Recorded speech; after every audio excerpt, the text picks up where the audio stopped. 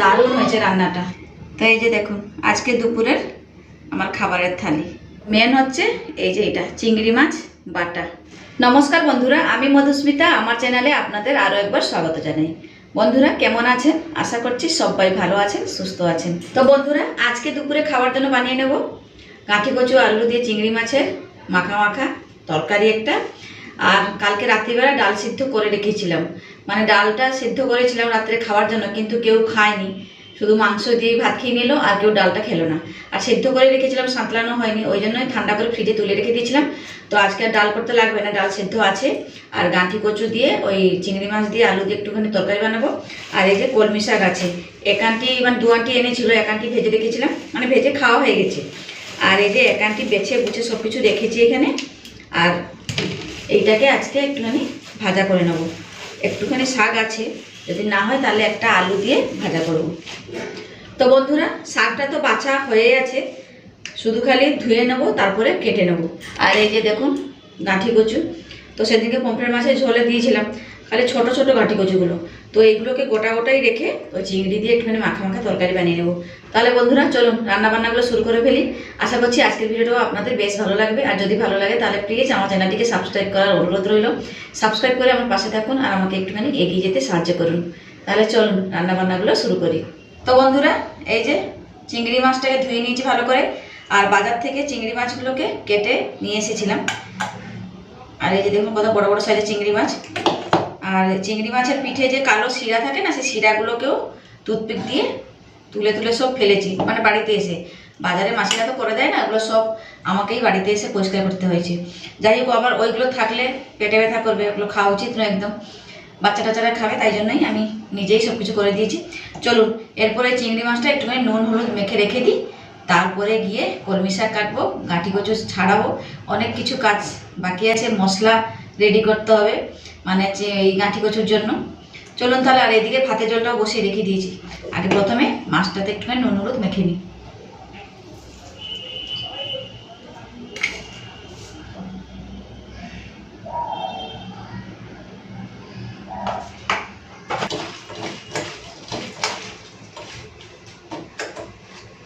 তো এই যে মাখা হয়ে গেছে, চলুন ঢাকা দিয়ে রেখে দিই।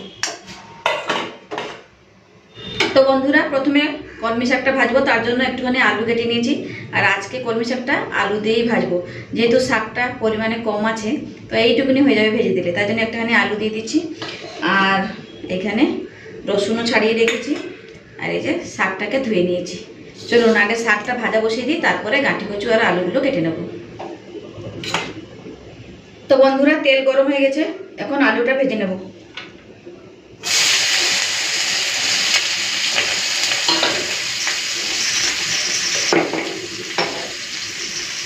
আর আলু ভাজার সময় দিয়ে দিচ্ছি নুন আর হলুদের গুঁড়ো।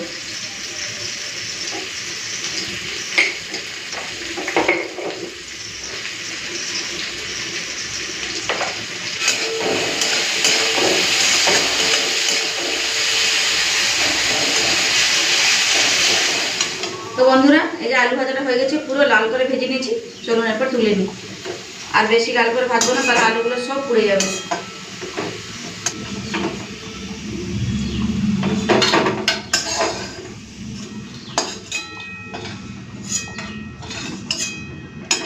এই যে দেখুন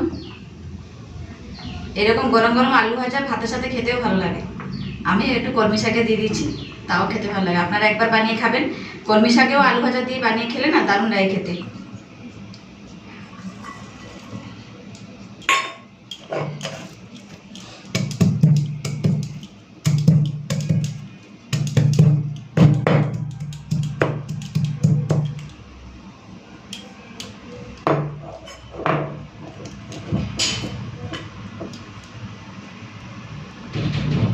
তো আর তেল দিচ্ছি না, ওই তেলেই রান্নাটা করে নিচ্ছি, মানে শাক ভাজাটা।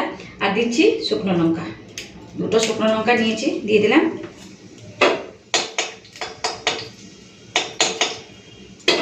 দিয়ে দিচ্ছি থেতো করা রসুন।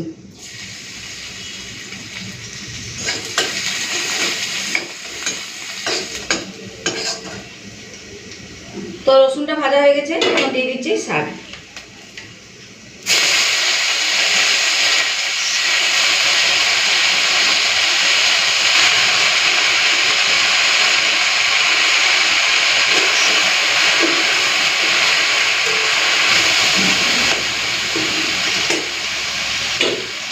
বন্ধুরা ঢাকা দিচ্ছি না, শাকটা খুবই নরম আছে, তো এইভাবেই নাড়াচাড়া করে করে শাকটাকে ভালো করে ভেজে নেব।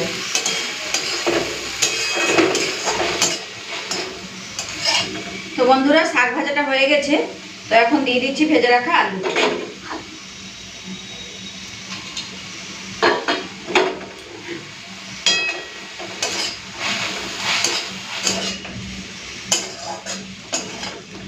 তো বন্ধুরা এই যে আলু দিয়ে শাক ভাজা পুরোপুরি রেডি, চলুন এরপর তুলে দিই।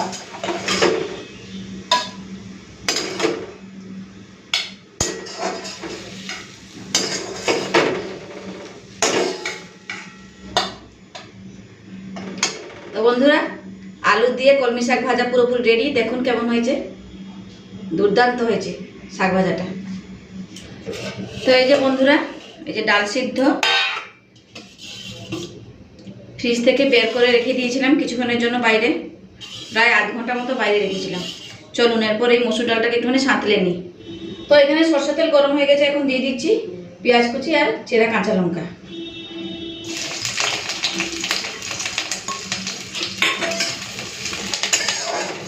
এখন দিয়ে দিচ্ছি 5 ফোড়ন।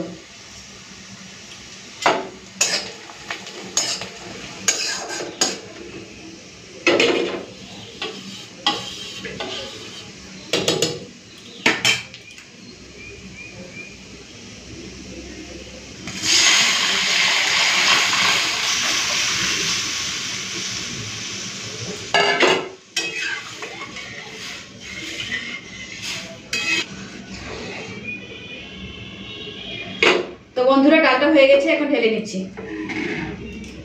ডাল যত ফুটবে তত তার টেস্টটাও বাড়বে।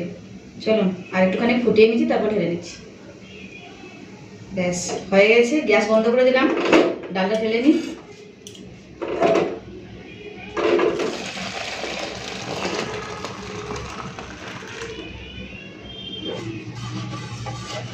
তো বন্ধুরা একটুখানি পাতলা পাতলা করে মসুর ডাল বানিয়েছি, আর মসুর ডালটা পাতলাই খেতে ভালো লাগে, তাই না? তো এই যে আলু আর কচু কেটে ধুয়ে নিয়েছি, আর চিংড়িটাকেও ফ্রিজ থেকে বের করে নিয়ে এসেছি। আর এদিকে ওই আলু কচু চিংড়ির জন্য একটা মশলা বেটে রেখেছি, আদা পেঁয়াজ রসুন গোটা জিরে কাঁচা লঙ্কা ওটা বেটে নিয়েছি। এখানে নিয়েছি 2টো টমেটো কেটে নিয়েছি, তরকারিতে দেবো। আর এখানে পেঁয়াজ আর কাঁচা লঙ্কা রেখেছি, বেশ কয়েকটা কাঁচা লঙ্কা। দেখুন এটা কি করে বলুন তো, অনেকগুলো চিংড়ি মাছ আছে, তো এত চিংড়ি আমি তরকারিতে দেবো না, তাই জন্য কয়েকটা ভাজা রাখবো আর শিলের মধ্যে একটুখানি বেটে নেবো।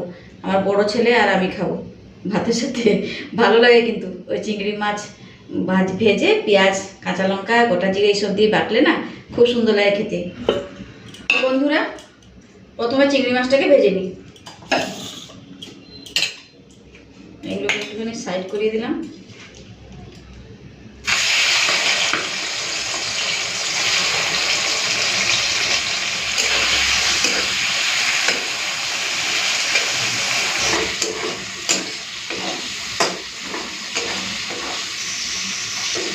তো বন্ধুরা চিংড়ি মাছটা ভাজা হয়ে গেছে, তুলে নিচ্ছি।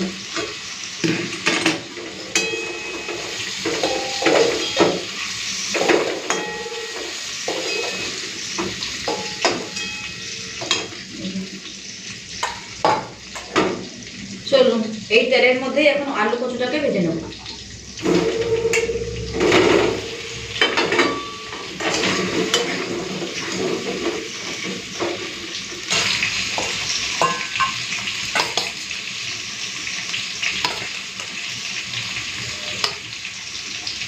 তো এই কটা একটুখানি বেটে নেব, আর এইটা এই তরকারিতে দিয়ে দেবো।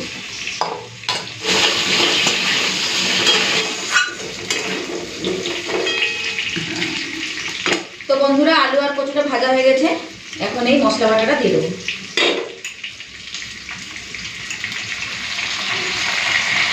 তো দিয়ে দিচ্ছি নুন, দিচ্ছি হলুদের গুঁড়ো, কাশ্মীরি লাল লঙ্কার গুঁড়ো, দিচ্ছি টমেটো, সব কিছু একসাথে দিয়ে দিয়েছি। এবারে মশলাটাকে কষতে থাকবো যতক্ষণ না ভালো মতো কষা হচ্ছে।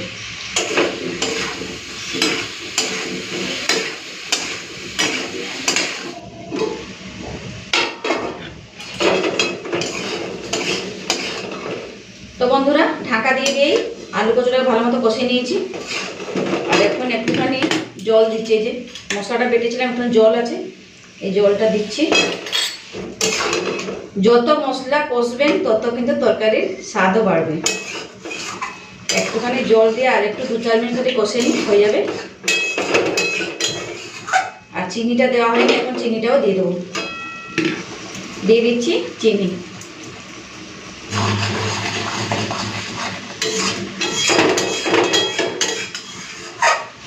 তো এখন দিয়ে দিচ্ছি চিংড়ি মাছ ভাজা।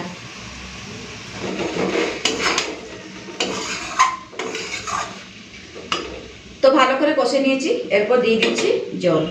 আর জলটা অল্প দেব, যেহেতু ডাল আছে একটুখানি মাখা মাখা করবো তাই।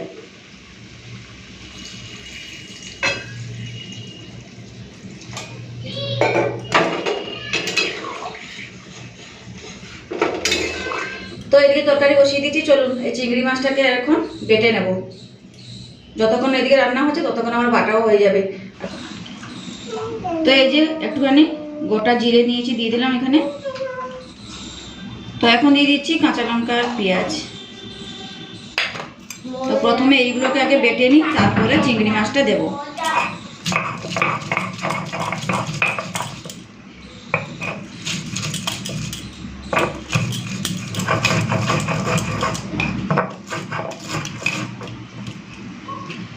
তো এখন এই চিংড়ি ভাজাগুলো দিয়ে দেবো।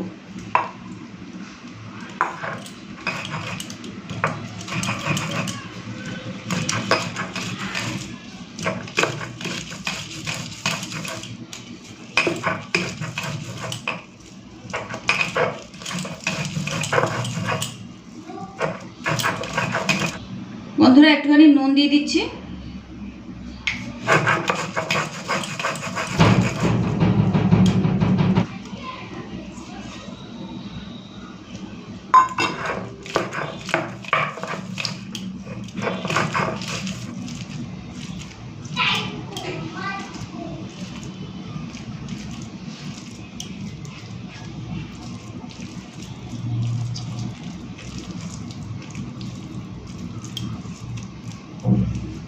তো বন্ধুরা এই যে দেখুন, তরকারিটা দারুণ একটা গন্ধ বেরিয়েছে। আর গরম মশলাটা দিলাম না, প্রচণ্ড গরম, তাই গরম মশলা দিলাম না। এই যে আলু আর কচু দুটোই ভালো মতো সিদ্ধ হয়ে গেছে।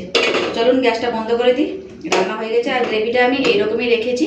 চলুন সব কিছু তো রেডি হয়ে গেছে, এরপরে ভাতটা বেড়ে নিই। আর এই যে দেখুন আমার ফুচকুটা এসে এখন দাঁড়িয়ে রয়েছে, ঘেমে যাচ্ছে তাও দাঁড়িয়ে আছে, ও রান্না করবে। তুই ভাত খাবি না? চলো এবার ভাতটা বেড়ে নিই। রান্না হয়ে গেছে সব কিছু, চলুন এবার ভাতটা বাড়ি। ওদেরও খিদা পেয়ে গেছে, খাবে কখন থেকে বলছে মা খেতে দাও খেতে দাও, তাই তো বাবা দাও। তো বন্ধুরা এই যে ভাত বেড়ে নিয়েছি, আর এখানে শাক নিয়েছি, আলু দিয়ে যে কলমি শাকটা ভেজেছিলাম। চলুন এরপরে সব কিছু বাড়াবাড়ি করে নিই, প্রচণ্ড খিদা পেয়েছে, খেতে হবে। তো এই যে নিয়ে নিলাম আলু দিয়ে কলমি শাক ভাজা, আর এই যে চিংড়ি বাটা,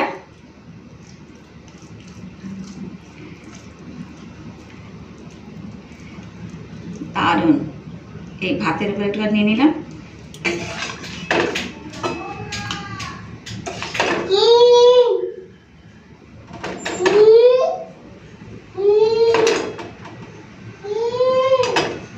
দারুণ হয়েছে রান্নাটা, আলু কচু দিয়ে চিংড়ি মাছের ডালনা কিংবা তরকারি, আপনারা যাই বলুন না কেন, আমি তো তরকারি বলে ফেললাম। দেখুন দারুণ একটা গন্ধ বেরিয়েছে। চলো নিয়ে নিই। তো এই যে পাতলা করে মসুরি ডাল নিয়ে নিলাম।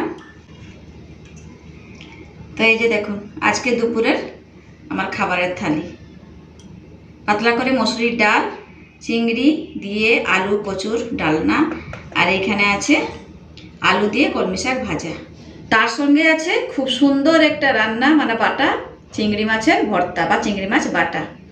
দারুণ লাগে খেতে, ভাতের সাথে তো অসম দুর্দান্ত লাগে। আপনারা একবার বানিয়ে খাবেন, ভালো লাগবে। তো যাই হোক, আমার তো রান্নাবান্না সব কিছু কমপ্লিট, দুপুরের খাবারের থালি রেডি। তাহলে বন্ধুরা আজকের রান্নাবান্নাগুলো কেমন লাগলো আপনাদের অবশ্যই কমেন্টস করে জানাবেন। তাহলে আজকের মতন রইলাম, আবার ফিরে আসবো একটা নতুন ভিডিও নিয়ে নতুনভাবে। ততক্ষণ সবাই ভালো থাকবেন, সুস্থ থাকবেন, টাটা।